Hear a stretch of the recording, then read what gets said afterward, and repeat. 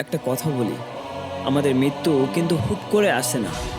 প্রকৃতি আপনাকে বারবার সতর্ক করে, কিন্তু আমরা কি সেই ভাষা বুঝি? সনাতন ধর্মের পবিত্র গরুড় পুরাণ বলছে, শরীর থেকে প্রাণবায়ু বেরিয়ে যাওয়ার ঠিক আগে মানুষের শরীরে এবং পরিবেশে এমন কিছু অদ্ভুত লক্ষণ দেখা দেয় যা সাধারণ বিজ্ঞানেরও অতীত। কেন মৃত্যুর আগে মানুষের হাতের রেখা মুছে যায়? কেন সে তার স্বপ্নে মৃত পূর্বপুরুষদের দেখতে শুরু করে?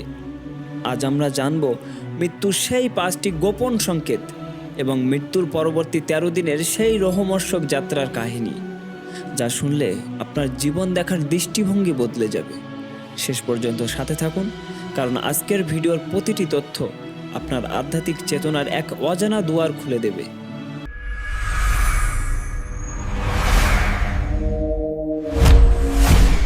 মৃত্যু আমাদের জীবনের এক চিরন্তন সত্য। গরুড় পুরাণ অনুযায়ী মৃত্যু হঠাৎ আসে না, বরং প্রাণবায়ু ত্যাগের আগে একজন মানুষ প্রকৃতি থেকে কিছু নির্দিষ্ট সংকেত পেতে শুরু করে। এই লক্ষণগুলো দেওয়ার উদ্দেশ্য হলো যাতে ব্যক্তি তার অসমাপ্ত কাজ গুছিয়ে নিতে পারে এবং প্রিয়জনদের সঙ্গে শেষ সময়টুকু কাটাতে পারেন। চলুন জানি মৃত্যুর সেই সংকেতগুলো কি কি। মৃত্যুর ঠিক আগে আমাদের শরীর এক অদ্ভুত পরিবর্তনের মধ্য দিয়ে যায়। গরুড় পুরাণ অনুযায়ী যখন মানুষের আয়ু শেষ হয়ে আসে, তখন তার হাতের তালুর সেই চিরচেনা রেখাগুলো আস্তে আস্তে ম্লান হতে শুরু করে। মনে হয় যেন হাতের রেখাগুলো মিলিয়ে যাচ্ছে। আসলে শাস্ত্রমতে আমাদের হাতের রেখাগুলো আমাদের প্রাণ শক্তির প্রতীক। মৃত্যুর সন্নিকটে শরীরের সেই তেজ কমে যেতে থাকে, যার ফলে হাতের তালু ফ্যাকাশে হয়ে যায়। বিজ্ঞানের ভাষায় একে রক্ত সঞ্চালন কমে যাওয়া বললেও আধ্যাত্মিকভাবে এটি হলো প্রাণবায়ু ত্যাগের প্রথম সংকেত। আপনার কি মনে হয় স্বপ্ন কেবলই মনের কল্পনা? গরুড় পুরাণ কিন্তু অন্য কথা বলে। মৃত্যুর কিছুদিন আগে থেকে মানুষ তার মৃত পূর্বপুরুষ বা প্রিয়জনদের স্বপ্নে দেখতে শুরু করেন। তবে এই দেখা হওয়াটা সবসময় সুখের হয় না। যদি স্বপ্নে দেখা যায় যে পূর্বপুরুষরা কাঁদছেন বা অত্যন্ত বিষণ্ণ অবস্থায় আছেন, তবে বুঝতে হবে তারা সেই ব্যক্তিকে পরকালে যাত্রার জন্য ডাকছেন। এটি একটি আধ্যাত্মিক সংকেত যে আপনার পার্থিব মায়া কাটানোর সময় হয়ে এসেছে এবং আপনার পূর্বপুরুষরা আপনাকেই নিতে এগিয়ে আসছে। কথায় আছে, মৃত্যুর আগে মানুষ তার পুরো জীবনকে একবার চোখের সামনে দেখতে পায়। এটি কোনো রূপকথা নয়, গরুড় পুরাণের এক গোপন সত্য। শেষ মুহূর্তে মানুষের মস্তিষ্কে তার সারা জীবনের ভালো এবং মন্দ কাজের স্মৃতিগুলো একটি চলচ্চিত্রের মতো ভেসে ওঠে। যে কাজগুলো আপনি হয়তো ভুলেই গিয়েছিলেন, সেগুলো এই সময়ে পরিষ্কার হয়ে ওঠে। এই সময়টা অত্যন্ত যন্ত্রণাদায়ক হতে পারে যদি আপনার জীবনে পাপের পাল্লা ভারী হয়ে থাকে। মানুষ তার ভুলগুলোর জন্য এই সময়ে তীব্র অনুশোচনা বোধ করে, কিন্তু তখন আর ফিরে আসার পথ থাকে না। মৃত্যুর ঠিক আগে আমাদের পঞ্চ ইন্দ্রিয় কাজ করা বন্ধ করে দেয় এবং এক ভিন্ন জগৎ আমাদের সামনে উন্মোচিত হয়। অনেকে এই সময় রহস্যময় কোনো অন্ধকার সুড়ঙ্গের শেষে তীব্র আলো দেখেন, আবার কেউ দেখেন লেলিহান অগ্নিশিখা। লোকগাথা এবং শাস্ত্র অনুযায়ী মৃত্যুর ঠিক আগে ব্যক্তি তার নিজের ছায়াও দেখতে পান না। মনে করা হয় শরীরের পঞ্চভূত যখন আলাদা হতে শুরু করে, তখন দেহের প্রাকৃতিক প্রতিচ্ছবি বা ছায়া তৈরির ক্ষমতাও হারিয়ে যায়।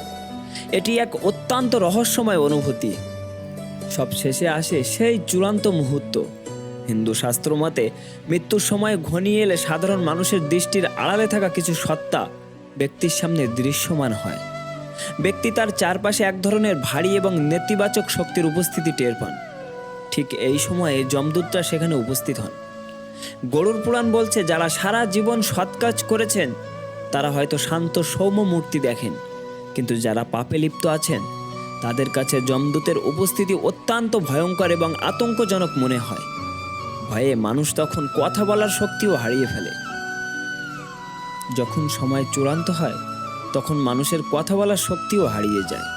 ঠিক তখনই দুজন যমদূত সেখানে উপস্থিত হন। দেহ থেকে প্রাণ বেরিয়ে যাওয়ার পর যমপাশে অর্থাৎ এক ধরনের মায়াজাল দিয়ে আত্মাকে বেঁধে ফেলা হয়। এই সময় আত্মা অত্যন্ত বিভ্রান্ত ও পীড়িত অবস্থায় থাকে। সে তার প্রিয়জনদের কান্না শুনতে পায়, তাদের দেখতে পায়, কিন্তু শত চেষ্টা করেও তাদের সাথে কোনো যোগাযোগ করতে পারে না। বন্ধুরা, এটা ছিল মৃত্যুর আগে আমরা যে লক্ষণ দেখতে পাই তার বর্ণনা। কিন্তু মৃত্যুর 1 ঘন্টা পরে কি ঘটে এবং মৃত্যুর 10 দিন পরে আত্মার সাথে কি ঘটে সেটা নিয়েও আমাদের ইউটিউব চ্যানেলে একটি ভিডিও আছে, চাইলে এখনই দেখে আসতে পারেন। বন্ধুরা, মৃত্যু মানেই শেষ নয়, বরং এটি এক দীর্ঘ এবং রহস্যময় যাত্রার সূচনা মাত্র। গরুড় পুরাণের এই বর্ণনা আমাদের মনে করিয়ে দেয় যে আমরা এই পৃথিবীতে যা কিছু করছি, ভালো বা মন্দ, সবই আমাদের ছায়ার মতো অনুসরণ করবে সেই দুর্গম যমলোকের পথে। মৃত্যুর পর কেউ আপনার ধনসম্পদ সঙ্গে নেবে না, কেবল আপনার সুকর্ম হবে সেই বৈতরণী নদী পার হওয়ার একমাত্র নৌকা। তাই সময় থাকতে নিজেকে শুধরে নেওয়া এবং সৎ পথে চলাই জীবনের আসল সার্থকতা। আজকের এই বিশেষ পর্বটি আপনার কাছে কেমন লেগেছে এবং কর্মফল নিয়ে আপনার মতামত কি তা কমেন্টে অবশ্যই জানান।